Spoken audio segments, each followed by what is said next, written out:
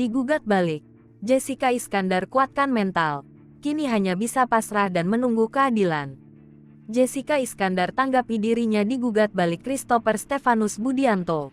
Kini hanya bisa pasrah dan menunggu keadilan. Bak sudah jatuh, masih tertimpa tangga. Ya, itulah peribahasa yang sesuai dengan kondisi Jessica Iskandar saat ini. Seperti diketahui, ia menjadi korban penipuan yang dilakukan rekan bisnisnya, Christopher Stefanus Budianto alias Stefan.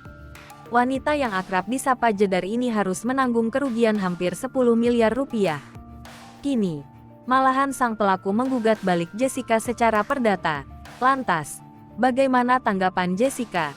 Menurut pihak Jessica, itu adalah hak dari semua warga negara Indonesia. Namun Roland mempertanyakan terkait tanggung jawab yang harus dipikul oleh Christopher Stefanus. Apakah penggugat mampu mempertanggungjawabkan hal tersebut? Tanya Roland.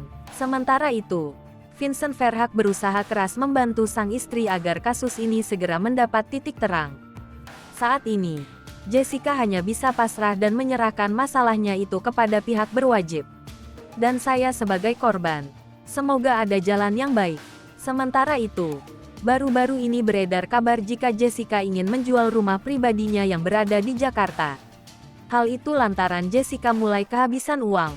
Sang kakak, Erik Iskandar, membenarkan rencana tersebut.